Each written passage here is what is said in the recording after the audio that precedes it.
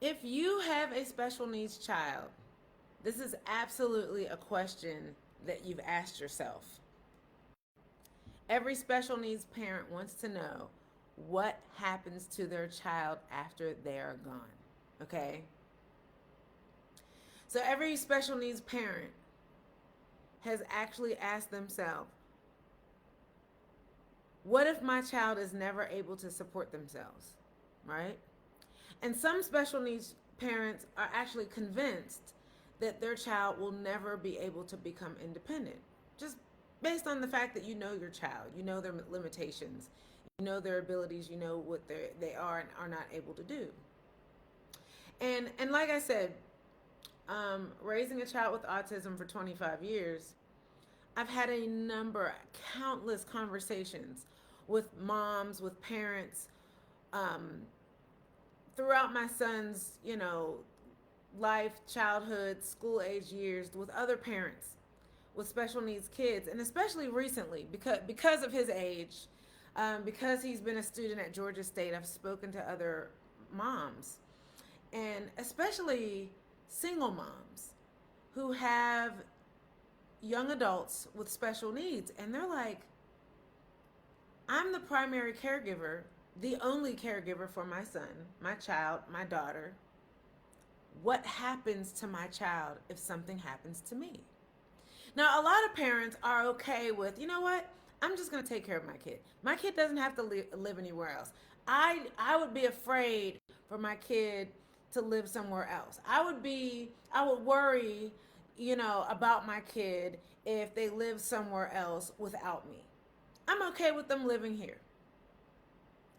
But the question is, what happens to your child when if something happens to you? What happens? A day is going to come when you can't take care of your child, right? What happens if you get sick? What happens if you're in the hospital? What happens if you're bedridden? What happens when you pass away? Then what? Every parent has wondered this. Now, for parents who have children who don't have special needs, like the goal for every parent is to be able to raise up a child in the way they should go, right? So they become independent and they can live their lives, right? But for those of us with special needs kids, we're like, well, but now in the perfect world, we have a big, large support system, right? We have, extended family, and we have, you know, uh, if he can't go to so and so's house and live with them, then they can go to so and so's house, and we have all these people lined up who can take care of our child, the way we would. But a lot of times it doesn't happen like that, right? So what do? You have your special needs child. They are a young adult. They are lacking skills to be able to live independently. What do you do? I'll tell you the answer, and I'll tell you what I'm doing and what I'm in the process of doing. I'm changing the definition of independence. So the word independence means what it means. The child grows up, they become an adult, they move out, they're able to take care of themselves. For those of you who know me, I have an older son. He's 28. He lives in Boston. He's been living on his own for I don't know. He's 28. He's been living on his own for at least 7 years. 6 years. He lives in Boston. I'm in Atlanta. He has an apartment. He pays his own rent. He pays his own bills. He has a roommate. He bought himself a car 2 years ago, 3 years ago. Nobody has to send him money. He has a couple jobs. He's studying to take the MCAT. You know what I mean? He has a master's degree. He's independent. Right? We don't have to worry about him. He's independent. Independence means something different for him than it would mean for my son who has autism. So, this is the definition for my son with autism. In order for him to be independent, he has to be independent with support. Okay? I want to put him into a position where if something happens to me and he is unable to go and live with a family member, or or he just doesn't want to, then he's able to live in an apartment with a roommate with support and still live the life that he wants to. So just because he has autism doesn't mean that he's 25. He doesn't want to live with his parents for the rest of his life anyway, okay? This dude has hopes and dreams. He's like, I want to be able to have a girlfriend and get married and have a family. Like he sees what's happening out here. He has autism. He's not stupid. He understands the world. He just understands it on a different level, in a different way than the rest of us, okay? But he doesn't have the same abilities. He does have some limitations. So he needs support, right? So this is the thing.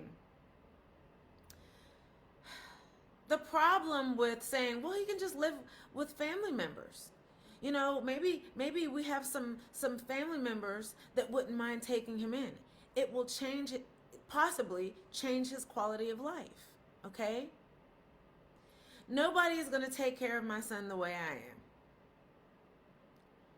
How many of us feel that way about our children with special needs?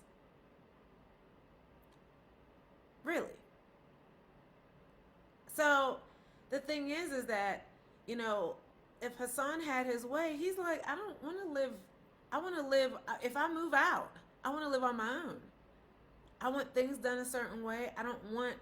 Not everybody understands me and my needs. I want to live with a girlfriend, and I want to, you know what I mean, live my life the way I want to live it. So we want to be able to give them the freedom that they want, but while they have the support that they need. And of course, that looks different for each young adult with special needs, right? So we want to be able to maintain their quality of life. How do we do that? There are housing programs for young adults or adults with special needs, depending on what their needs are. There are, support systems. There are government support systems, but then there are nonprofit support systems. There are people that you can hire to come to their house on a regular basis to maybe help them with finances or medications, or go with them to the doctor's appointments. There are paratransit transportation systems in different cities. Hassan learned how to navigate Atlanta's regular MARTA system, so that's a good thing. But for those people with special needs who need assistance, they have those programs. You find out what the assistance programs are in your local area, and you find a way to give them that support. Find out discover their limitations, build up their strengths so that you can teach them to live independently with support. And hopefully, whenever the time comes for them to live on their own, you won't have the worries that you have now. All right. I hope that helps. Let me know if you have any questions in the comments. If you want more information about me, I'll drop my link in the comments. It's at TerayWard.com. Like this video for me. Subscribe on YouTube.